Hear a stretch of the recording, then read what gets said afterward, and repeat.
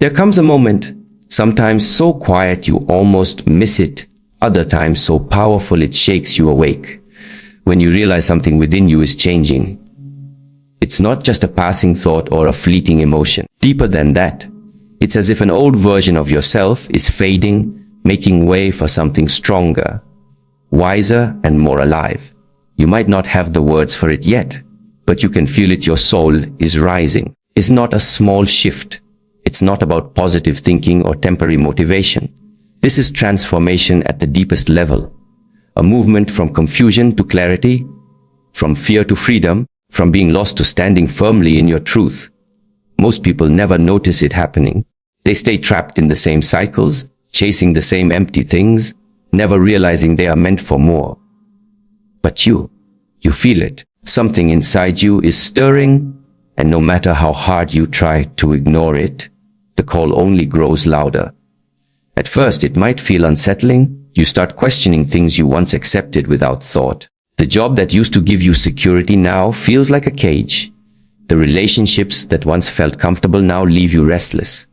Even the distractions that used to numb you, endless scrolling, gossip, mindless consumption, begin to lose their grip. You crave something real, something meaningful, but you can't quite name it yet.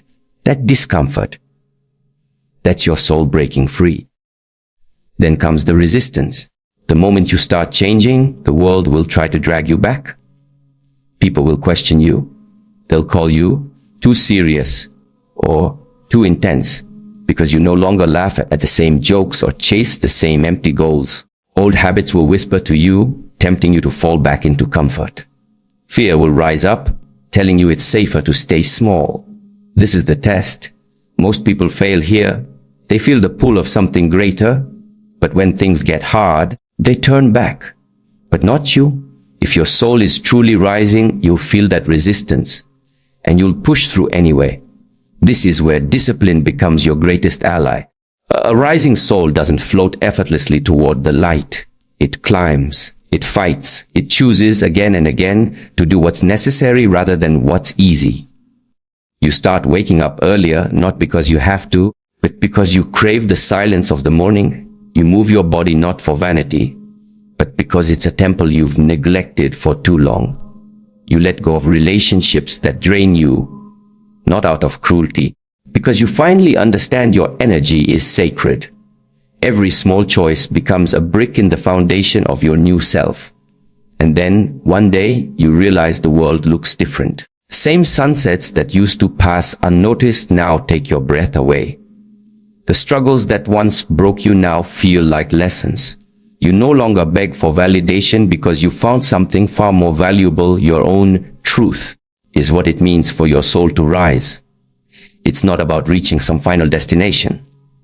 It's about the climb itself. The moment you commit to the ascent, you've already won. The path won't be easy. Easy was never the point. The point is to rise. And once you've felt that pull, there's no going back. There comes a moment in every person's journey when the noise of the world begins to fade into background static, and what was once urgent suddenly feels trivial. This quiet revolution within marks the first undeniable sign your soul is ascending. You find yourself seeking solitude not as an escape, but as homecoming. Where you once feared silence, you now crave it. Where empty chatter once entertained you, it now drains you. This isn't withdrawal from life, but rather a profound engagement with the only voice that ever truly mattered, your own. Modern world operates on distraction, feeding us endless streams of stimulation designed to keep us from ever meeting ourselves. Social media scrolls replace self-reflection. Podcasts and playlists drown out inner wisdom.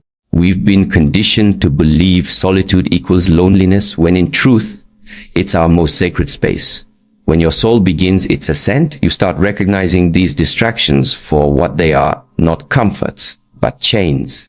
The moment you choose to sit in stillness without reaching for your phone, when you prefer a walk in nature to another episode of mindless entertainment, when the thought of spending an evening alone with your journal excites you more than crowded parties, these are the quiet victories of a rising soul.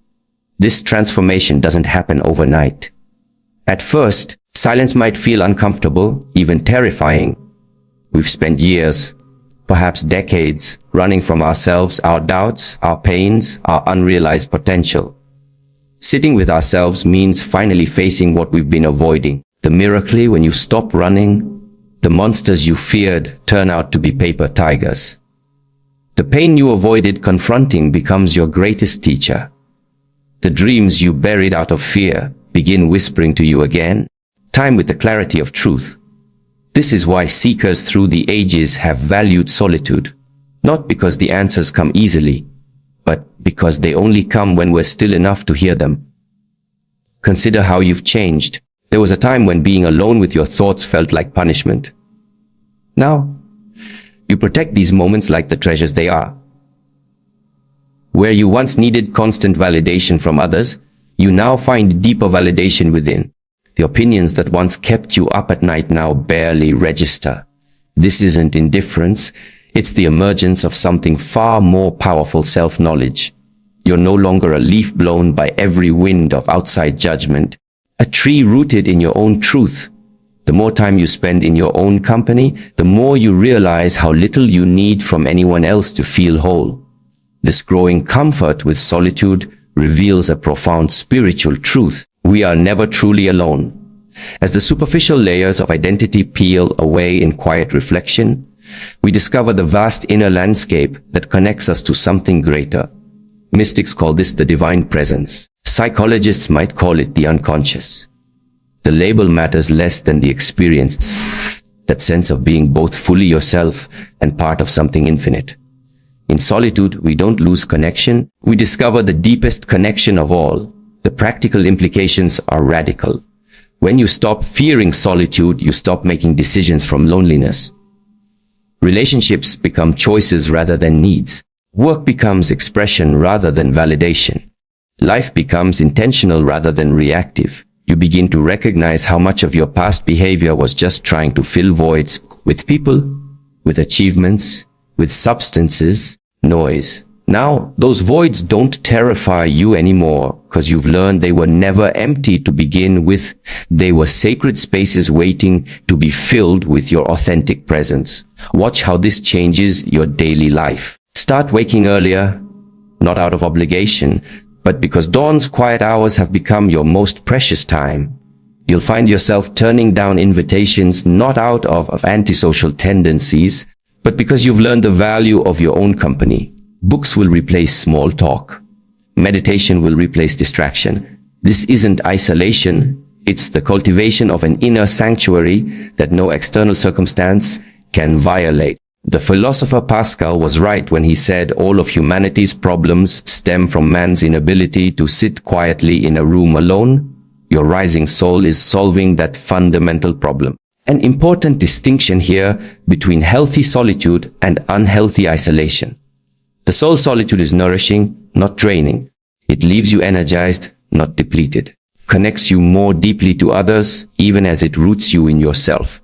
This is the paradox. The more comfortable you become alone, the more authentically you can show up in relationships. Stop using people as distractions from yourself and start engaging with them from a place of wholeness.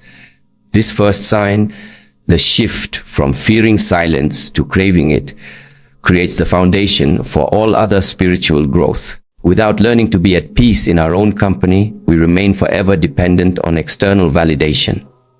Without developing the capacity for stillness, we can never hear our soul's guidance. Without embracing solitude, we'll keep mistaking the world's noise for truth. Your growing love for quiet isn't antisocial, it's the most profound social act. There is making peace with yourself so you can truly be present for others.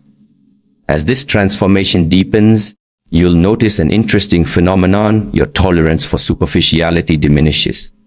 You'll naturally gravitate toward deeper conversations, more meaningful connections, more substantial experiences. The frivolous will fall away not through effort, but through natural disinterest. This isn't elitism, it's evolution. Your soul is prioritizing what truly nourishes it, and in doing so, it's leading you home to yourself. The journey isn't always easy. There will be moments when the silence feels too heavy, when the old temptations to distract yourself return with renewed force. This is normal. Spiritual growth isn't linear. What matters is that you keep returning to the stillness, keep protecting those sacred moments of solitude.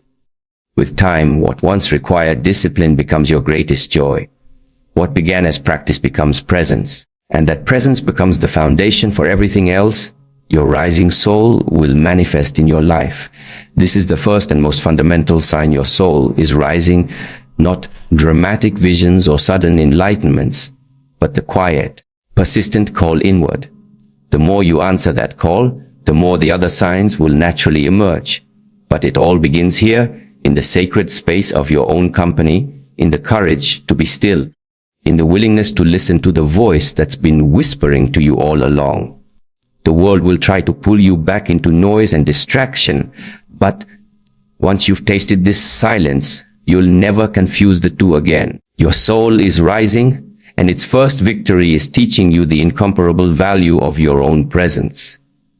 There comes a pivotal moment in every spiritual awakening when you realize you can no longer carry the weight of what once defined you. Like a tree shedding dead leaves in autumn, your soul begins releasing what no longer serves its growth, not through force, but through natural surrender. This isn't about willpower or conscious decision making, it's an organic unfolding. Inevitable as the changing seasons, the relationships that once felt comforting now drain your energy. The habits that numbed your pain now feel like prison bars. Even long-held beliefs about who you are start crumbling like sandcastles before the tide. This is the second sacred sign your soul is rising. You're becoming allergic to anything false within yourself. The process often begins subtly. You might notice a growing discomfort during conversations where you used to pretend to be someone you're not. The drinks that once helped you relax now leave you feeling disconnected from your truth. That job you tolerated for years suddenly feels like a betrayal of your potential. These aren't random shifts in preference. They're the soul's intelligent discernment coming online. Like an internal compass suddenly realigning to true north, you find yourself unable to tolerate inauthenticity, especially your own. What once seemed like personal flaws, your sensitivity, your intensity, your unwillingness to go along to get along, now reveal themselves as your greatest strengths. The mask you wore to please others now feels suffocating, and one by one you let them fall away. Purification process follows a divine intelligence far wiser than our conscious minds. The soul knows exactly what needs to be released and when. You'll often find yourself letting go of things you once thought you couldn't live without, while simultaneously being drawn to what you once might have avoided. That friendship built on gossip, it naturally fades without drama. Compulsive need to check emails after hours, it disappears without struggle. These aren't losses, they're the soul's way of creating space for what truly belongs in your life. The more you trust this process, the more graceful it becomes. Resistance only makes it painful, surrender makes it sacred. What makes this stage particularly challenging is that the people around you may not understand your transformation. They'll accuse you of changing, and they'll be right, but they'll say it like it's a bad thing. Some relationships will withstand your evolution, others will break like waves against the shore. Is where courage becomes essential, the courage to disappoint others in service to your truth, the courage to stand alone when necessary, the courage to keep faith in your unfolding, even when no one else sees what you see. Your rising soul isn't asking you to burn bridges recklessly, but to stop maintaining connections that require you to betray yourself. The financial and material realms often undergo dramatic shifts during this phase. You might feel called to simplify your life, to release possessions that once symbolized success but now feel like burdens. That expensive car that once made you feel important, it's just a car now. Designer clothes you used to collect, they're just fabric. The soul cares nothing for status symbols, it craves authenticity above all else. As your inner values reorganize, your external world inevitably follows. You'll find yourself drawn to quality over quantity, meaning over prestige, utility over appearance. This isn't austerity, it's the joy of living in alignment. Perhaps most profoundly, stage involves releasing old versions of yourself, the identities you constructed to survive, but that no longer reflect who you're becoming. The overachiever who thought worth came from accomplishments. The people pleaser who confused love with approval. The victim who believed pain was their identity. These false selves don't disappear through confrontation, but through compassionate observation. You learn to witness them with understanding, recognizing they served you once, but can't come where you're going. Like a snake shedding its skin, you leave behind what's no longer alive in you. Emotional landscape of this transformation can feel turbulent. There may be grief for what you're leaving behind, even when you know it's right. There might be fear of the unknown, especially when old safety nets disappear. Moments of disorientation are common when you've released the old but the new hasn't yet taken form. These are not signs you're off path, but proof you're exactly where you need to be. The soul's growth follows the rhythm of nature. Follow rebirth. You can't rush the seasons of your becoming. What eventually emerges from this process is something miraculous, a growing capacity to trust yourself completely. Where you once looked outside for answers, you now consult an inner wisdom that never steers you wrong. Decisions that once required endless pros and cons lists now come with quiet certainty. The opinions of others land lightly when they align with your truth and fall away when they don't. This isn't arrogance, it's the humble confidence of someone who's come home to themselves. Practical signs of this stage manifest in surprising ways. Stop forcing relationships that require you to shrink. You leave toxic environments without needing to explain or justify. You speak your truth even when your voice shakes. Material possessions lose their emotional charge. You enjoy them when they serve you, release them when they don't. Most importantly, you develop a nose for inauthenticity in yourself and others, and the courage to honor what you sense. Soul's discernment becomes your most trusted guide. This purification never really ends.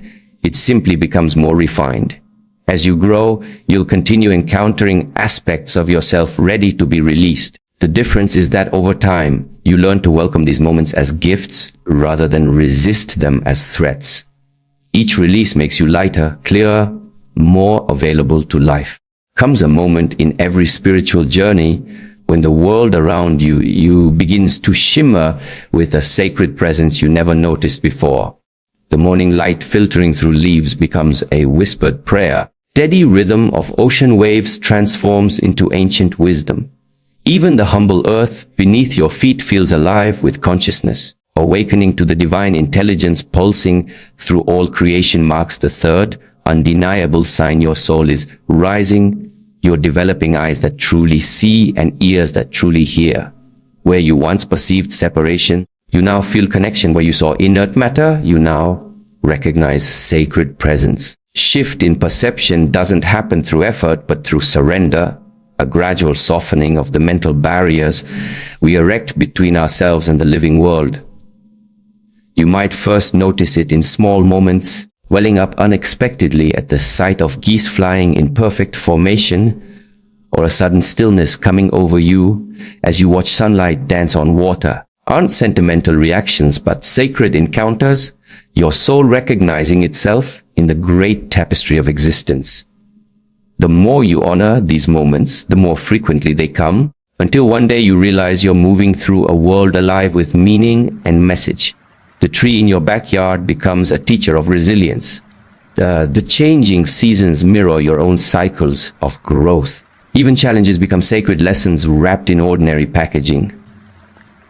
What's actually shifting is your level of perception. Most people navigate life through a filter of concepts and labels: tree, bird, rock, seeing only their utilitarian functions.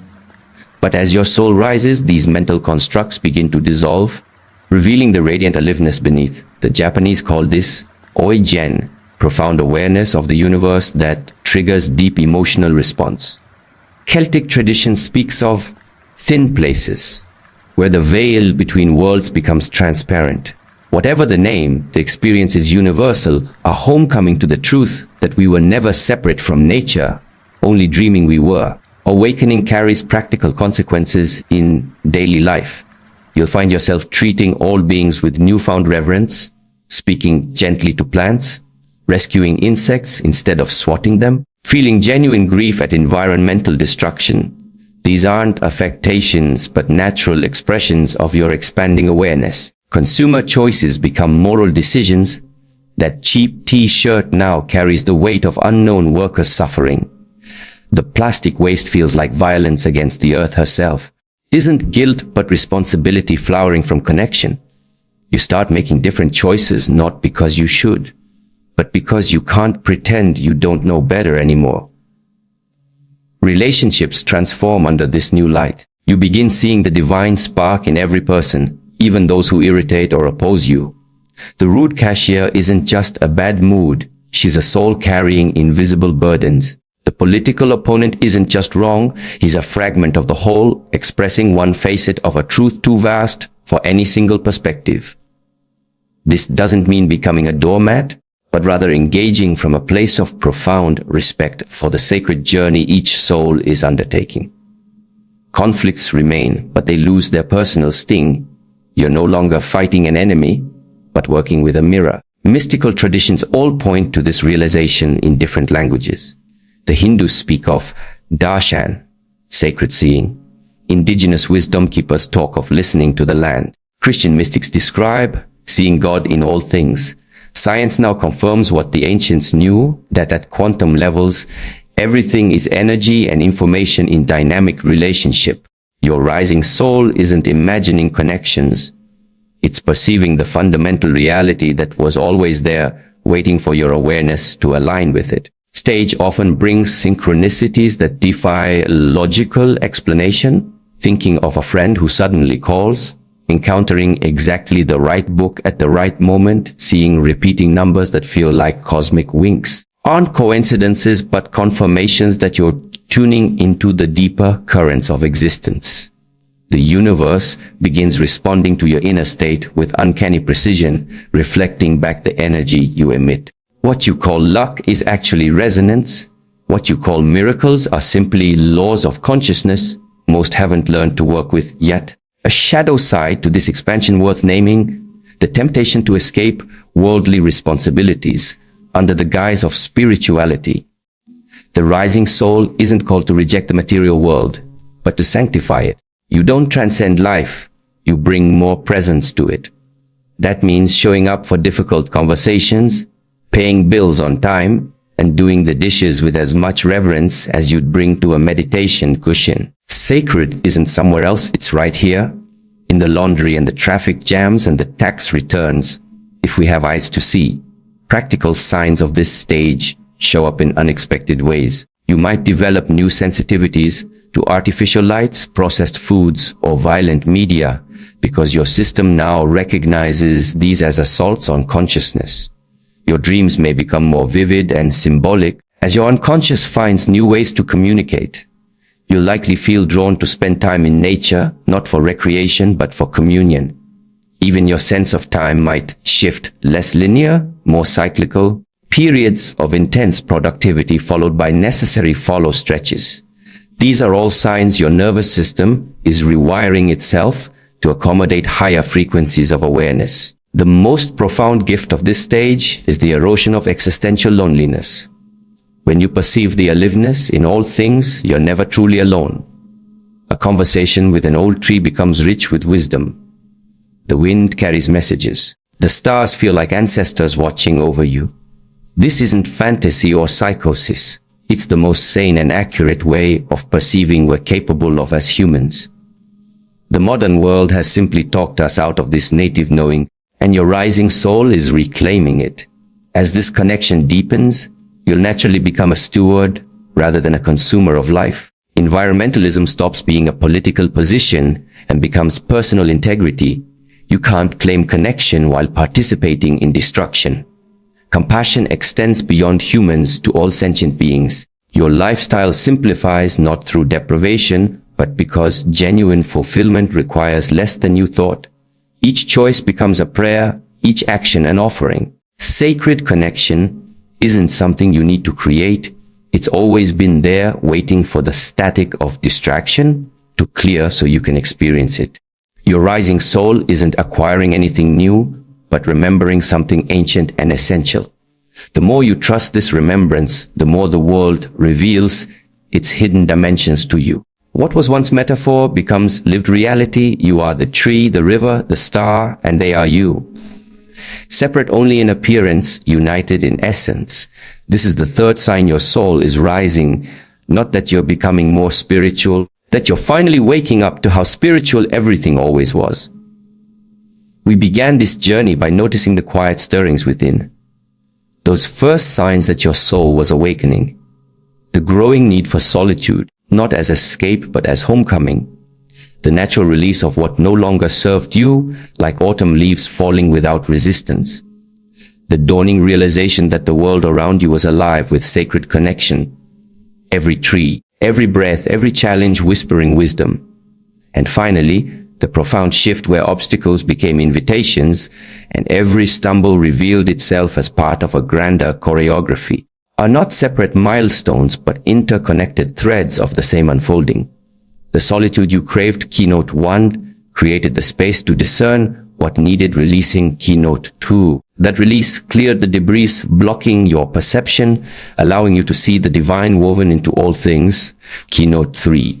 And with those eyes opened, you could finally recognize challenges as the soul's perfect curriculum, keynote 40. Is the spiral path of awakening, each turn drawing you deeper into truth, each lesson preparing you for the next. What's emerging now is a life no longer lived on the surface, but in radiant depth. You move through the world differently. People may call you changed, and they're right. You've shed the hollow roles you once played. Where you once sought validation, you now offer authenticity. Where you once feared silence, you've become a vessel for its wisdom. The mundane has become miraculous. A cup of tea is a meditation. A walk is a communion. A setback is a setup for growth. This isn't enlightenment as some distant peak, but awakening as a daily practice, showing up again and again for the life your soul chose. Yet the journey doesn't end here. A rising soul never stagnates. There will be days when old fears resurface, when the noise of the world temporarily drowns out your inner voice. This isn't failure. It's the necessary friction that keeps you growing. Remember what you've learned, retreat into solitude. When you need recentering, keynote went in. Release what weighs you down without apology, keynote 2. Seek the sacred hidden in plain sight, keynote 3. And meet every challenge as a teacher in disguise, keynote 4. These are your compass points when the path feels unclear. To those just beginning to sense these stirrings, take heart.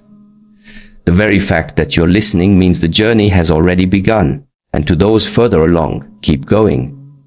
Your evolution is a gift the world desperately needs. Every time you choose truth over comfort, presence over distraction, love over fear, you make it easier for others to do the same. This is the great homecoming we're all destined for. Not to some distant heaven, to the truth that was within us all along. You are not becoming someone new. You are remembering who you've always been. The solitude, the surrender, the sacred connection, alchemy of adversity, they've all been guiding you here to this moment, this version of yourself, this unshakable knowing that you are exactly where you need to be.